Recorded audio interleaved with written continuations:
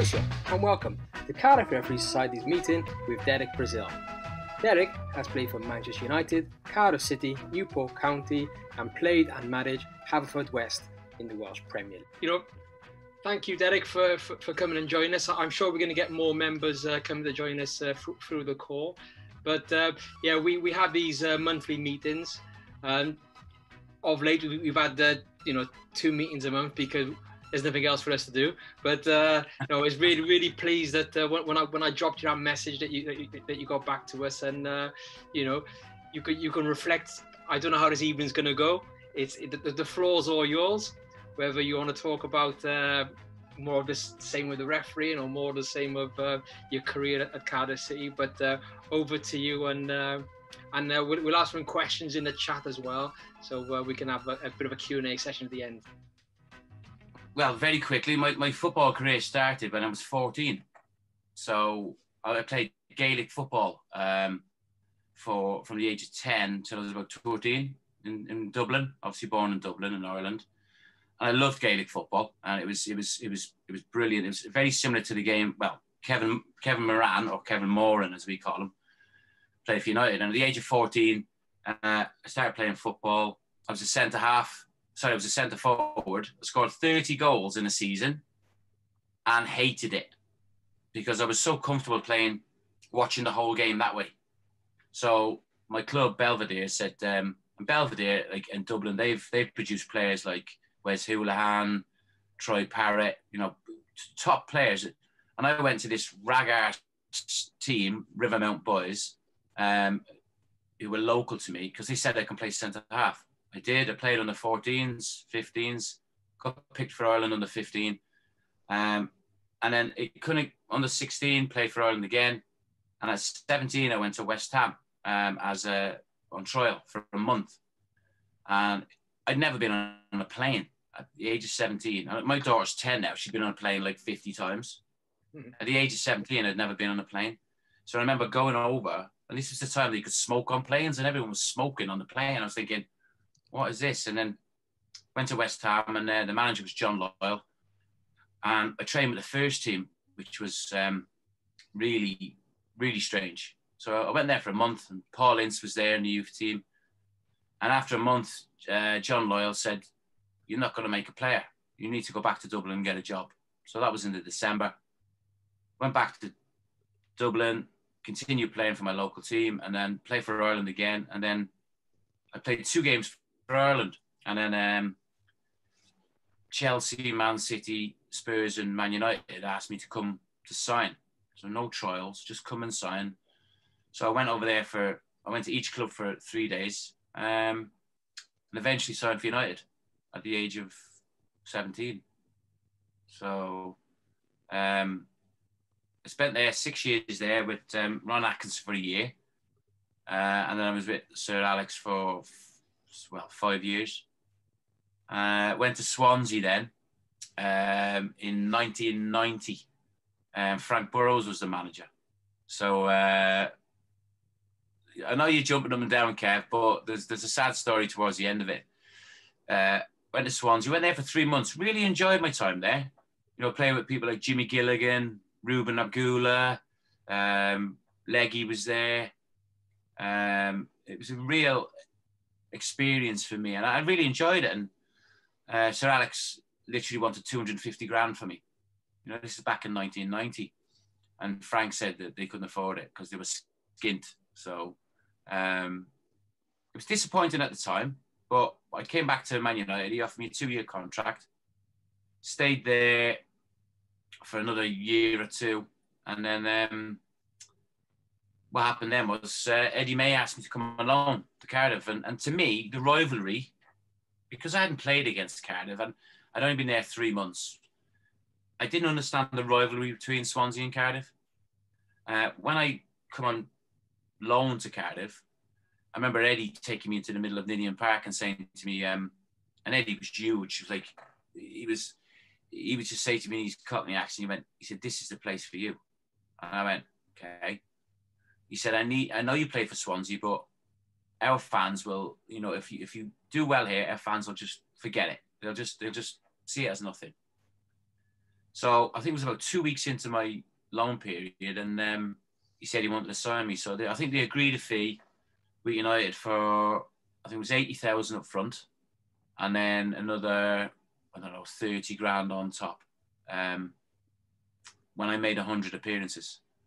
So I signed I think it was a 3-year deal with Cardiff then, and it was, I mean, I was 23 at the time, and it was difficult at United. I mean, I loved it there, but I just thought, I've had the taste with Swansea City, in playing in the league and proper games, not reserve games. So coming to Cardiff, you could feel with the players Eddie had signed, and Nicky Richardson and Kyle Dale, and Paul Miller, and then eventually Stanty. Then you've got the likes of Blakey coming through, and Jason Perry, Damon Searle. So the feeling was really good. So I signed, and then in our first year, it was brilliant. I mean, we won the league, we won the Welsh Cup, we got to play in Europe. It was such an amazing time, and I loved it there, and I just felt at home, and it was a big eye opener for me. And it was only, I never actually got to say goodbye to anyone at Man United, because I was in Reading at the time, playing for United's first team in a friendly, and he said, you're going, you need to get down to Cardiff. So I said, okay. So I jumped on the train, went down. So I never really went back to Old Trafford to get all my stuff. So, and it was only about, so that was in 1993. And the next time I seen Fergie was probably when was the last time Cardiff were in the Premiership, when they played United? It was probably, 6 years ago? Was it? First time? Anyway, United were playing at Cardiff, and I just started working there as an ambassador. And Keith Cooper said to me, your boss is in there. So I went in to see him. And Fergie was sat with Bobby Charlton and some of the directors and stuff. And I came in, he went, oh, come over. He gave me a hug, and he said, told someone to get out of their seat. So I sat down with him. We were chatting away. He said, this club still owes us money for you. So what do you mean? He said, they still owe us 30 grand. He said, but there's been that many owners. We had the Kumars, we had obviously like people after that, and they never got the money. So I said, I have to ask you, why did you sell me? He said, there's 2 reasons. And I thought, oh no, there's bound to be nights out, boozing. There's going to be women involved. It's like, oh no. And I said, what are they? He said, Bruce and Pallister. He said, you were never going to get in. He said, so I decided to sign you. He said, you had a good career. You're still in the game now. So that's when I said to him, I said, can I have a photograph of you? Because my dad, he said, yeah, no problem. And when I said my dad would love this, he turned around and said to me, he said, how is Mick and how's Evelyn? Now you're talking 15 years after. He still remembered my dad's name, Mick, and my mother's name, Evelyn. And I nearly fell off the seat. I went, yeah, he's good. He said, now tell me, is he still taxiing? And I just thought to myself, how does this man remember this from so long ago?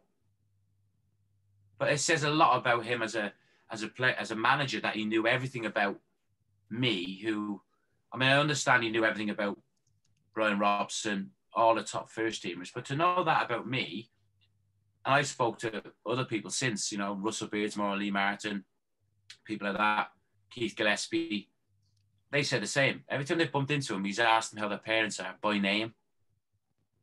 Now that says a lot about the man's knowledge, and it was weird really just to see him and to get that kind of closure off him.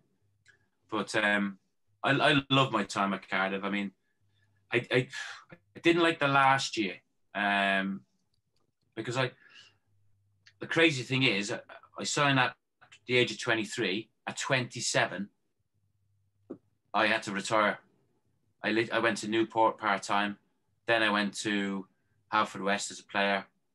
So I crammed so much in. I started as a pro at 17 and literally finished at Cardiff at 27 in full-time career. And a lot of that was down to Phil Neal and Kenny Hibbett, who were managers there, who, I mean, to me, they were useless, basically. They were, Phil Neal, any Cardiff City fans will tell you, did nothing for the club. Kenny Hibbert was on a 5-year contract. He did nothing. He played golf most days. I mean, Phil Neal, like his first day, he walked in the door and I immediately recognised him. I thought, I know him. And he stepped in the door and he went, all right, boys. Now this is opening speeches, Phil Neal. Right, boys, he said, I'm not here to talk about my 8 league medals, my 2 European Cups, my 110. He listed them all off. And Damon Sale turned to me and went, I can't say what he said, but he said something. So I thought, well, it's difficult to introduce yourself to players, right? So we went on the training ground, and there's a lad called Chris Ingram. I don't know if you know Chris Ingram. He's involved with Canberra and Clidic.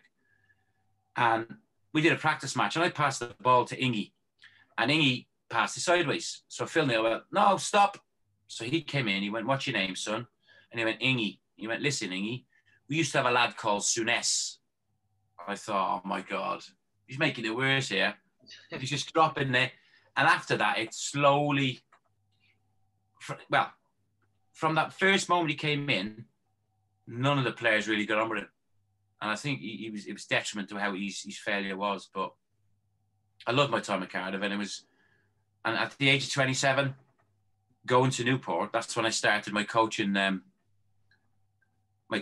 badges. Which, at 27 is quite young to do that. And I started doing football in the community with Newport. And from the age of 27 up until the pandemic started last year, my whole life for 20 odd years has been working in schools, working with underprivileged kids, working with children of all nationalities, all disabilities. So I look back and think, 27 is young to finish, but it's given me a career of coaching in schools and, various different things. So, but since the pandemic started, with all schools being closed, literally this last year has been a nightmare in terms of what I can do. So I'm looking forward now to my future. I got plans in place. So I hope that's wrapped it up a little bit for you, is it? I'm not sure. Brilliant. Thank you. We've got a couple of questions in the chat, and I'm sure that there's a bit of overlap with what you've been talking about, but we can expand. So, who was the most influential manager in your career? I'd have to say the two. I'd have to say Alex Ferguson and Eddie May. I can't separate them because, the 5 years when Ferguson was my manager, I mean, he gave me I played twice for the first team, but the amount of times he pulled me aside and the experience that he gave me that I would take on when I was a manager, in terms of that, you've got to be straight with people. And he was straight with me, whether you liked it or not, he was straight, If you played well, he would tell you. If you played bad, he would tell you. If you were out of line or you weren't training properly or you turned up a little bit disheveled, he would tell you. Same with Eddie. Eddie was slightly more like a father figure to you in terms of that he would do the same. But obviously, if you look at the two clubs, you'd have to look at, with Man United, it's such a big club and Fergie had to look after everyone, whereas Cardiff City, on a smaller scale, Eddie was more closer to you. Probably because I was in the first team as well. But Eddie was the same. He'd tell you straight.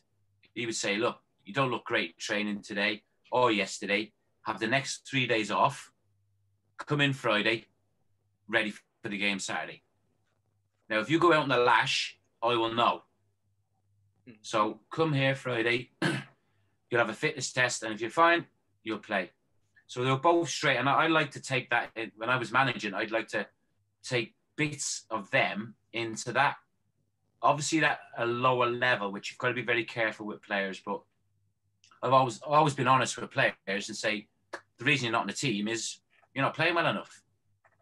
Or the fact I know that you're eyeing a move to, say, Carmarthen or somewhere else, or Port Talbot, because the Welsh Premier League, managers in particular, it's players think they can get away with stuff, but they don't. And Kevin, I'll tell you, it's just, it seems like a big pond, but it's not. So I'd say those two in particular. And question about the best ground or the best atmosphere. Would you say like Ninian Park was the best ground you ever played at? Do you know what? This is, I'm a Man United Cardiff City fan. And when people ask me this, the best pitch I've ever played on was Anfield. It was absolutely, it was like, we played in a reserve game there and it was unbelievable that the surface was great. The best atmosphere I've ever played in it's got to be Ninian Park. All the time when I played for Ireland B team against England B team, we smashed them 4-1 in Cork. And actual referee of the game was Keith. Keith was the referee in the game. And I didn't know Keith at the time. It was only years later he went, that was a good game, wasn't it? I said, yeah. He said, was the referee good? I went, well, he was, because we won 4-1. He went, I was the referee. And he showed me a picture of him refereeing. I was like, that's typical of you, Keith. You know what I mean? Trying to take centre stage. But the best atmosphere has to be, particularly the first season at Cardiff City, where, you know, we were just, the atmosphere was just amazing, because we'd have like 17, 18, maybe 21,000 there officially, but it was probably more there. And if we were losing games, we would always come back and win, particularly from, I think the season we went up, from the January or the end of January right through to May, we had a great run. I think we lost once in like 14 games. And a lot of that was down to the atmosphere of the fans. But then you get some fans, I mean, it's common knowledge that all the players would go out on a Wednesday. We go to the wine press, we go to the bank, we just literally, Jackson's, we'd be there. And you bump into people who are fans, you know what I mean? And they'd say, all the best on Saturday. And you think, oh, cheers, cheers. You play Saturday, and guaranteed, if we were losing or someone wasn't doing well, you'd look up and someone was shouting at you. You look up and you go, oh, I just seen him in the wine press on Wednesday. Can't let him down. Yeah. So it was great. I mean, he couldn't get it now. I mean, players can't go out now. It's impossible. So that was probably the best atmosphere I played in. Yeah. I've got a question about the amount of football, not the money in football. So you've lived that life, you know, growing up as a young player. So what advice would you give to young players? Invest wisely. I mean, young players now, you've got like academy kids on 10 grand a week, you know, at the elite clubs. Even like the top championship teams, you've got youngsters on far much more money than I was on. You know, I mean, my highest wage was at Cardiff City, and that was 600 quid a week. And that was back in 1997. I went back to Cardiff City as a coach in 2000, and Sky had taken over, and Graham Kavanagh was the captain, and I'm good friends with Cav. And I said, Cav, are you the highest paid here? He went, yeah. I said, what do you want? And he said, well, what were you on 3 years ago? I said, well, we were the highest, 600. He said, do you really want me to tell you? He started laughing. I said, much? He went, he's on 10 grand a week. And that was 3 years difference. So, and I know for a fact, and you can't name, there's players in reserves now or under 23 squads on 1,200, maybe 1,500 quid a week. Now, youngsters now have got a lot more money to spend the money on, haven't they? Whereas when we were playing, it was like, you get a few nights out, pay your mortgage, have a nice Christmas, maybe go on a holiday. You know, the clever ones would invest in property. But kids today, I think they don't realise that it could be gone like that. Yeah. Say we have no pandemic, they'd be out getting flash cars. It is all flash, but it never always lasts, because a lot of academy players never come through. So that 1,500 quid that they were on, they might go to a club and might get 400 or 500 quid a week. Maybe not. So invest it, I say. Yeah. Wish I had my time back again. Or you can, see Kevin as the financial advisor to put you in good stead. You never told me. Listen, all my research on you, I never knew you were a financial advisor. If I'd have known back then, he's a bit more. I thought you were calling me by my profession because I'm a banker, but you were saying clearly. Oh no! Listen, you whenever we used to shout, we used to blank us anyway. So the thing is, if he'd been my financial advisor, he wouldn't have been able to ref one of my games, would he? Correct. There'd be a conflict of interest. See, you've been struck off, Kev. Again. Do you watch? I take it. Do you watch much in the way of Cardiff City at the moment? Because I've got a question with regard to styles of play.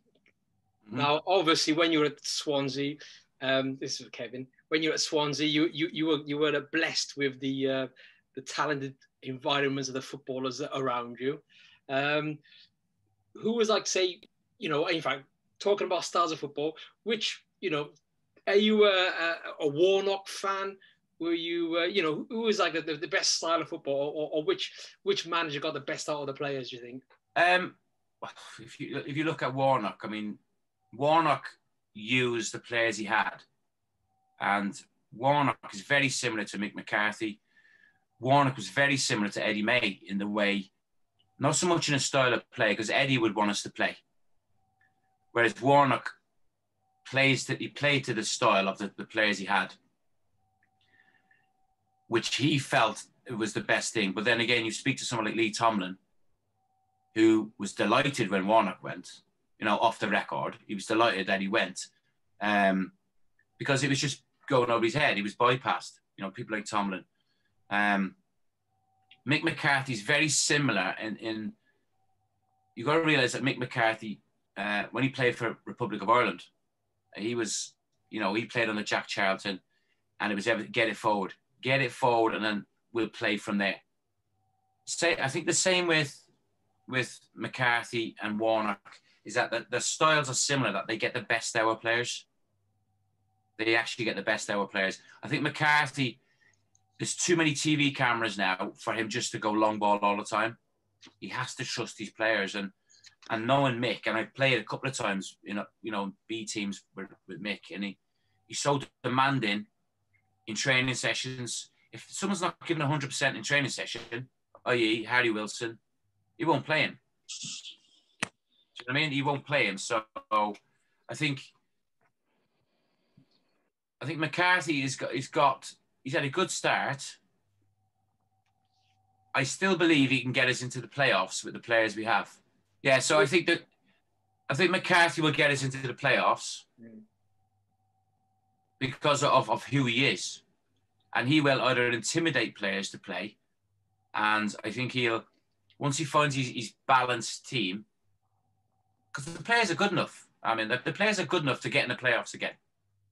I think under Neil Harris, I think he didn't have that that fear factor as a manager that you kind of need. And I don't mean shouting and bawling at players. I mean that presence. I don't feel he had that presence with the players we had at the club. Yeah. And who would you prefer to watch, Cardiff City or Swansea City on football?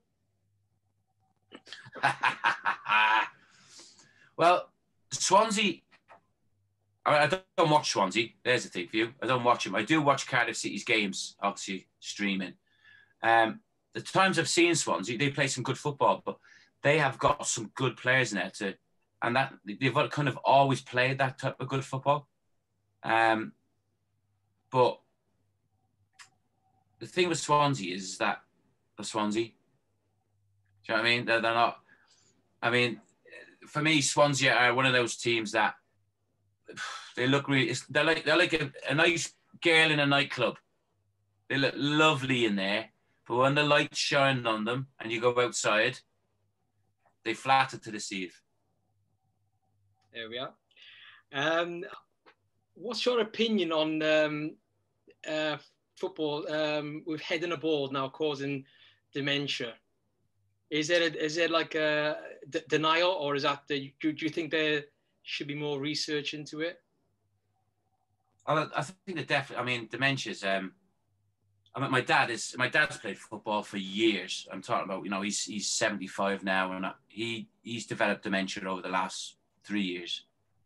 And he was a centre half, and I used to go and watch him as a kid, and he used to be great in the air, head the ball, and it's only since it's come to light now with obviously Nobby Stiles and various other players and the research that's gone into it is that it is a factor. I mean, it's definitely a factor in that if you're in a job like that, particularly in certain positions like a centre forward or like a centre half, you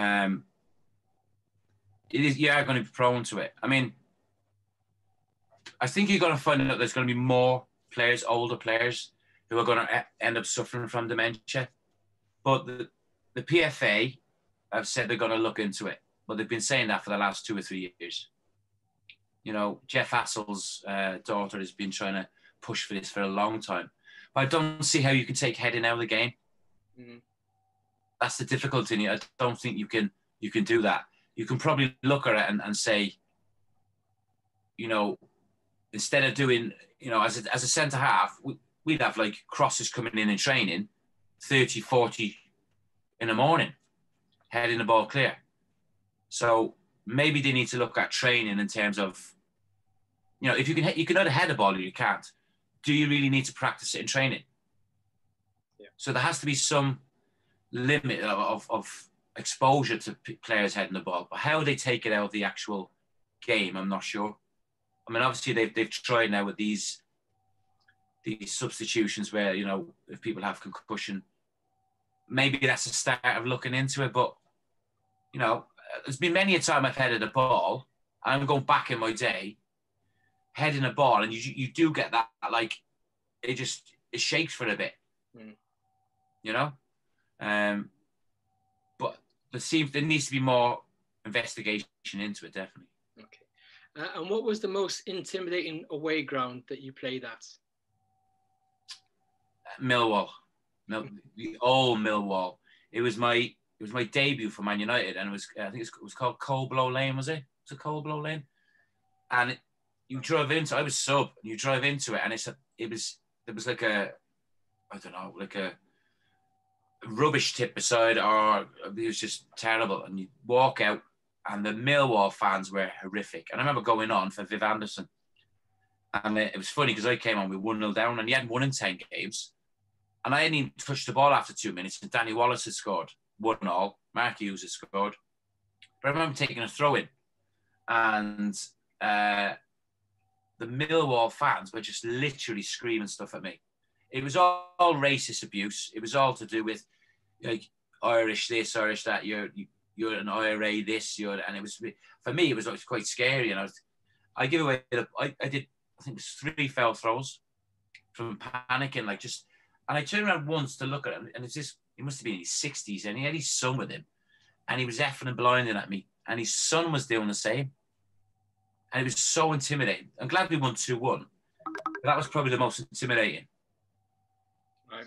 Apart from when Swansea came to Cardiff and ripped all the seats up, Kevin. Remember Chuck come across the thing? Yeah, that was intimidating. And who's the best player that you've played with? Paul McGrath. Paul McGrath was amazing. I mean, I trained with him. Obviously, Paul was Irish as well, and he would look after me. I trained with him. I played in reserve games with him. I played in, the first team, like when we played, charity games and stuff. Paul had his problems as well, obviously off the field, but one of the nicest giving, the advice he'd give you was unbelievable. I mean, he was, to this day, I still keep in touch with Paul as well. And he was brilliant. He was just, even when he went to Villa and when he played for Ireland, he had his problems, but he was still an amazing player. And I'd have to say, when I played for Cardiff, the best player I've ever played with at Cardiff was Robbie James. Yeah. Robbie was Robbie come to us when he was 40 years of age. And in training, and I remember at the time a few players going, why is he brought him in? You know, he's 40, in training, on the runs, he'd be like shuffling along and all that. And then he used to say, wait till we get the ball out. And he was brilliant. He was an amazing player that season for us. This, you know, I don't know if Kev can remember him that season he played for us. And the fans loved him. They didn't care if he was ex-Swansea player, but he was amazing. I'd have to say Paul and Robbie. Yeah, I can remember Robbie James that season. He was graceful. You know, he had the ball there. He had so much time, and everything opened up for him. He never flustered. Never flustered. Never got done. You know, never got done by a winger. You know, he's playing at right back. Never. He was just so. His years of experience on and off the pitch. He was just so calm. I mean, it was a great signing by Eddie. Absolutely great signing by him. And with the current law changes, whether it's handball or whether it's the introduction of VAR, what do you think of that? How is it affecting the game? It's lost the plot now, isn't it? It's made referees' life more difficult when it was actually brought in to help them.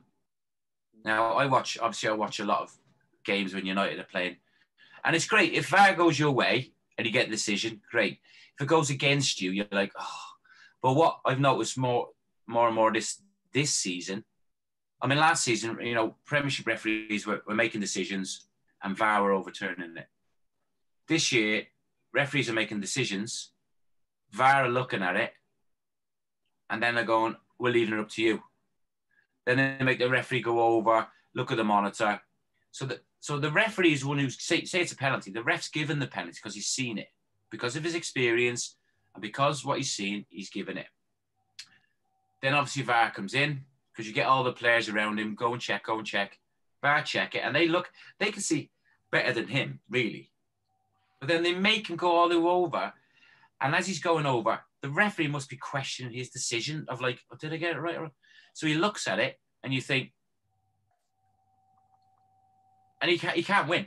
So, I mean, like, I think Mike Dean the other day, I think it was Man United against Southampton or something, and it wasn't a penalty, or it wasn't even inside the box or something, but he'd given a penalty. He went over, and he was like, oh, and he waited, and then he gave the penalty. And I'm thinking, the pressure, it's supposed to be there to help referees, but for me now, it's not helping referees because they're leaving the decision. Because last year everyone's going, VAR's rubbish. It's making mistakes. These squiggly lines, it's rubbish. But now it seems like they're putting the pressure back on referees to say, well, you make the decision. Yeah. But if he's already made the decision, why does he need to look at the screen? So I feel sorry for referees. Yeah. And it is a kind of thing as in, if you take VAR out and then you leave it for the referee to make decisions, you know, if the fans say, no, we need to have technology, you know, bring back technology. Yeah. It's like, you can't win either way. No win. It's a no win. The only thing they have to do is if they've got VAR in, they need to make it clear cut. So if a referee makes a decision and he gets it right, they just say to him, yeah, we've looked at that. You've got it right. Yeah. Or if he makes a decision and you got it wrong, they go, we think you've got that wrong. You need to trust us in this. We're looking at it. You've got it wrong. You can't give it. Don't make the referee go all the way over there. Because what you get, I've seen it in Premiership games, the referee goes over and then you've got the subs who are warming up, looking as well, putting them under pressure. That can't be right. So, but if they take it away, like you said, I mean, they're just going to go, oh, you need to bring VAR back. Yeah. Make it better. All the money in the game, they need to make it more conclusive. Okay. And with the development of the grassroots game, like, you know, a lot of, we've got the pre and post pandemic and so on. So beforehand, a lot of money was being ploughed into Welsh football. With your work in the community, you know, were you seeing the benefits and how it's having that positive or negative impact on the development of the game? Yes and no. I mean, you know, if the money comes from the government or if it comes from the FAW, there's always some club or some community that are saying, well, we're not getting anything, you know? Without going too much into it, I think the criteria of getting funding for certain places, unless it's met right, say it's 20 questions, unless you get like 15 or 16 of them, you don't get the funding. And sometimes the funding, I've noticed, doesn't go in the right direction. But then, whether that's from the government or the FAW, I'm not sure. But I mean, for me, there's not enough AstroTurf pitches around. Cardiff alone, I could probably count what, 1, 2, 3, about 3, maybe 4. Yeah, that's not enough. That's not enough, really, you know. But that's their job, and I just don't think there's enough gone into it. They say they're putting stuff into grassroots football, but yeah, I'd like to see more evidence of it. Yeah, and now we've got the post-pandemic now with the kids being stuck at home. Oh. So you know, we're going to be reaping that whirlwind, so to speak, of not getting kids playing football or playing sports and so on. Yeah, you will. You will. I don't think people realise how much it's affected kids. You know, as adults, we can moan about can't do this, can't do that, you know, can't go to the pub, can't go anywhere, can't go on holiday. But kids, I think, they tend not to tell you, you know, kids of 10, 11, 12, they tend not to tell you that it's worrying them, you know? And they're going to spend more time on their computers, Minecraft, Fortnite, the whole lot. And, you know, for a while back, in between the two lockdowns, I was doing some one-to-one coaching. And kids that I knew from before, you could tell they'd put a bit of weight on, they got a bit sluggish. You couldn't even have a conversation with them because they forgot how to talk to another adult. Mm. I think it's going to have a big effect on kids, and when we do come out of it. And but then I suppose that's where our schools and their role models are there for, aren't they? With the like Cardiff City hasn't really produced much in the way of players from the youth ranks. Do you think a lot of those players should be, you know, playing in the Welsh Premier League, getting real experience? The problem comes back to wages again, doesn't it? If you've got a kid who's in under 23s and he's on a good decent wage, Welsh Premier clubs probably won't be able to. Well, they won't. I know they won't. They won't be able to even pay half or anything towards his money. So that's why they go to somewhere like, I don't know, MK Dons or somewhere else, so they can chip in with a bit of it. And I mean, Welsh Premier League, I mean, if you look at it, it's probably 3 teams. Kev will probably tell you, there's probably 3 teams, but their budgets are outrageous for that league. So I don't think sending players at a professional club into Welsh Premier Leagues, unless they go to TNS or unless they go to Connors Quay or wherever, where they're training every day, or Bala, it's really not. It's not suitable for them. Right. And then, what do you think of a spring or a summer league? Do you think that would be the way forward with all the games called off in the? What you mean for the Welsh Premier? Welsh Premier, and even all the way down the. I think it'd be a good idea. A good idea, because I mean, they did it in Ireland, Republic of Ireland, quite a few years ago, and the crowds went up because generally they're playing in the summer, so it's sunny. You know, the pitches are never called off.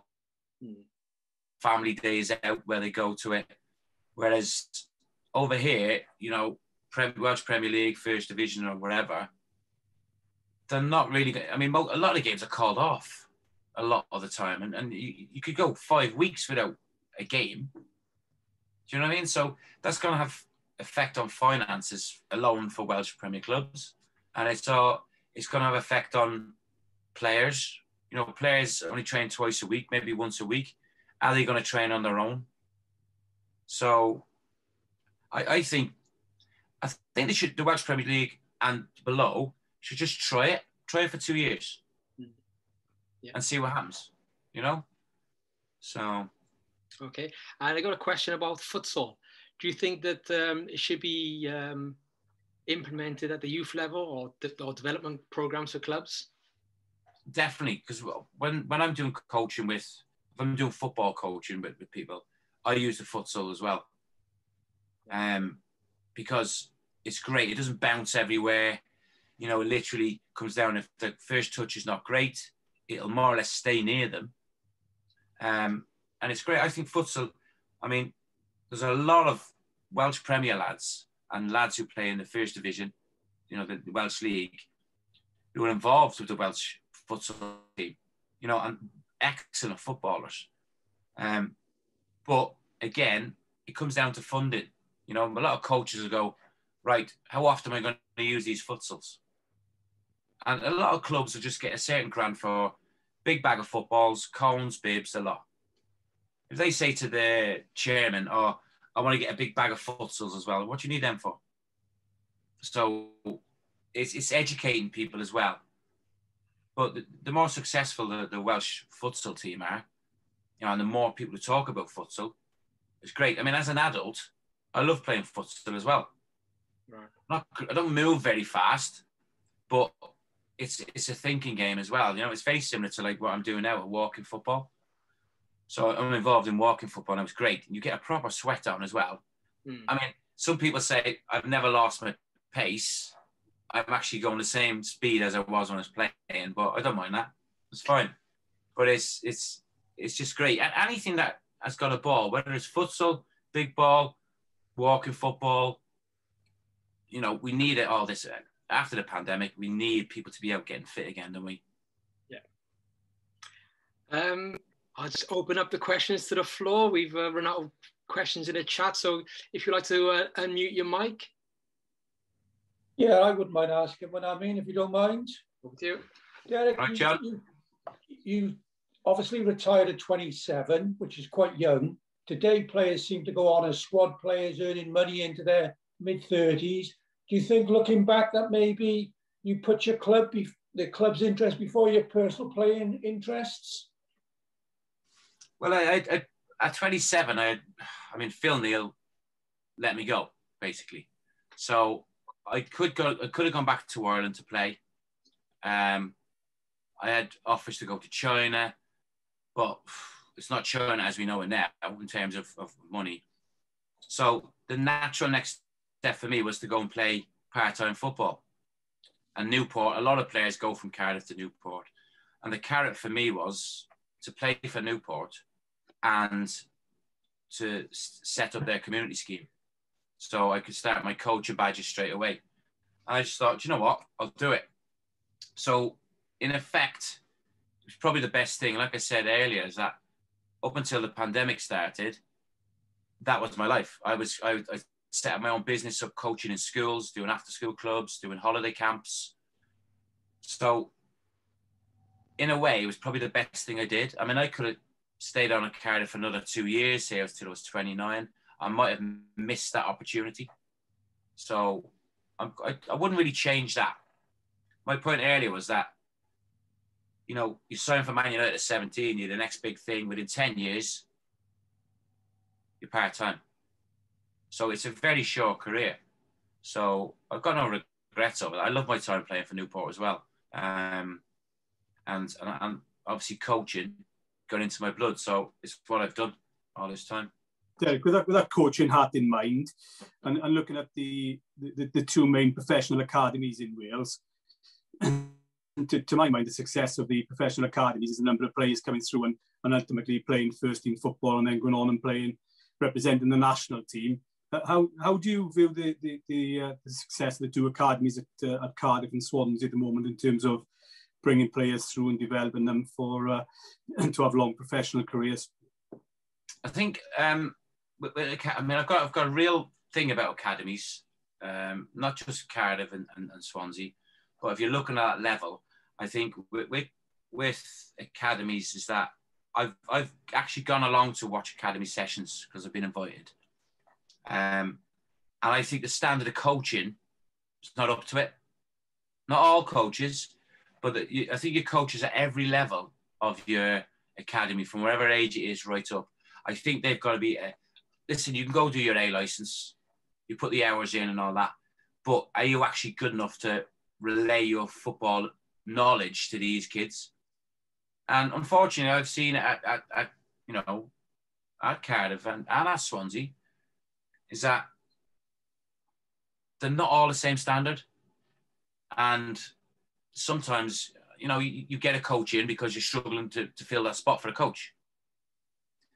Now, the other side of it is that Premier League, you know, managers, whether it's McCarthy, Harris, you know, the manager of Keith Cooper's son, they're under pressure. They can't really chuck in 2 or 3 boys from the academy because they haven't got that time as a manager. You know, if someone said to Mick McCarthy, right, here's a 5-year contract, we will not sack you whatever happens. You bring in the best of our players. As a manager, then you'll think, okay, let's look at who we got here. Because, like, there's kids who I've coached in schools that I know are in the Cardiff Academy from the age of whatever age, the youngest age up, and they are quality players. Now, whether they fall through the system or whether it's like anything. I've seen kids at like 9 years of age and you think world beaters and they're in, say, Cardiff system. By the time they get to like 11, 12, 13, they go through everything. They go through puberty, their body changes, the adolescence. They get to 14, they get interested in girls. Maybe their mates are drinking. There's so many obstacles to come over for this kid to get through that academy. I'm sure Cardiff and Swansea are doing their best to actually do that, but the fact is the proof's in the pudding. There's not enough coming through, is there? Particularly Cardiff. I know Swansea have got some coming through now, and they spend a lot of money. I mean, I don't understand why Cardiff spend a lot of money on kids through the academy. But it gets to a certain age, you've got the kids in the under 23 at the moment. How many of those are going to step up to that first team? Not many at the moment because the manager's on a 6-month contract. So, and do you know what? I think fans would actually think, do you know what? I've seen that kid in the 23s. If he's on the bench alone, people go, yeah, I love that. Because, you know, Cardiff City fans, Swansea fans, you love a player coming through the ranks. They love it. And, you know, and even if he plays a few games and he's not that good, there's that buzz of watching someone come. I've been at, you know, Cardiff City Stadium where you've had, say, one of the under 23s on the bench and he's come on and you think, oh, he's had 10 minutes or something. But the buzz the crowd get from that because he's one of their own. But if they're not good enough, it's either down to the fact that they're not good enough. Secondly, has the coaching been right? Has the setup been right? And thirdly, has that kid had that hunger? And when I go back to saying that, you've got kids in academy who are on decent money, Kev, you know? Where's the hunger then? Where is that hunger, you know? And I just, you know, if they're on 1,200 quid a week, are they really going to be that hungry? They think they've made it.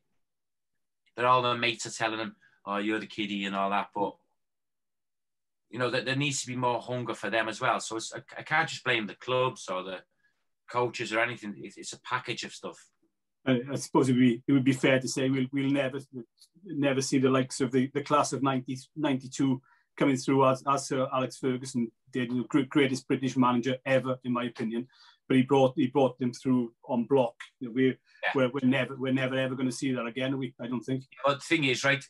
I was there when we used to go and watch them play, and we used to go and watch them on a Saturday morning and play. And like, you know, the likes of the two Nevilles and Nicky Butt and Scholes, people like that, and Giggs and Beckham, and you think, wow.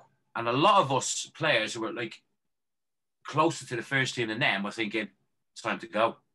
It's time to start looking elsewhere because they were different. That was a one-off because I think Fergie had no,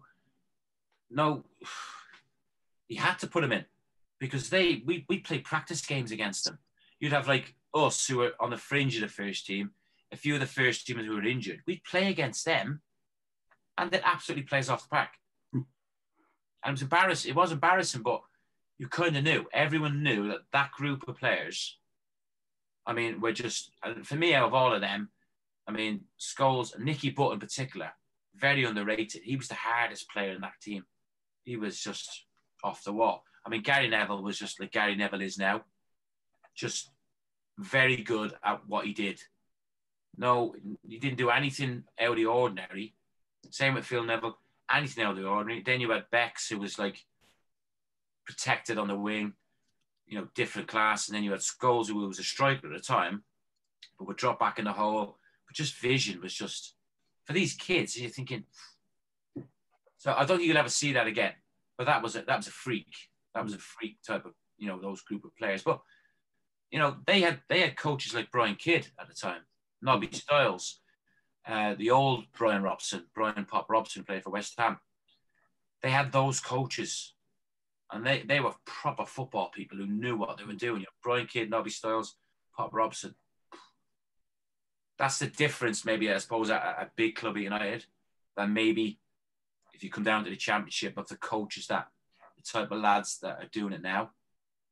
So, well, you never know. Would you ever go back in Cardiff City, in the academy, if you were given the opportunity? Well, before the lockdown, I was still I was working on match days with Gary Bell, who I love to bits. Gary's brilliant. He's so dry. So literally, we'd be like doing hospitality and stuff. I would actually go back into Cardiff Academy coaching, but it has to be right for me. It has to be right for my family. It has to be right in terms of time, because don't get me wrong, those coaches, they put some hours in. They put some right hours in, you know. And it's like, I'm talking during the week, on the weekends, and so I don't know. I mean, I was actually approached by Swansea a few years ago to do something similar. But it wasn't right for me at the time. So, but you never know what's around the corner to do. But I actually enjoy match days with Gary, where we get to talk to players and talk to fans, and I love that bit. And we get a new suit every year. Good for I normally get about 2 weddings out of it, 2 baptisms and a funeral. So happy days. Have you ever had an opportunity to manage it in the professional game, football league clubs or top level conference or whatever? Any offers? Any ever come around? Not in terms of managing. When I was at Haverfordwest, I mean, that was my first managerial job at Haverfordwest, and I did it for 4 years, and I loved everything about it. And I had a chance to go to Tranmere as a youth team coach, but you know, I'm settled in Cardiff. You know, a young kid, only young kid on the way. I didn't really want to do it. It wasn't right. I was offered a job at Man United as well, working in their academy, but again, I'd have to move up there. So, not really. And to be honest, we all dream about it, but it's something that never happened. So, if it doesn't happen, I'm not bothered about it. Well, first of all, I just want to say thanks to Amin for getting you on, Del. Top little speaker. Thank you, Del. We'll have to get you back on, mate. Definitely. Look after yourselves, boys. Yeah. And, we won't be long. We'll be all back out again. Cheers. Good luck, take care, boys. All the best. Amen.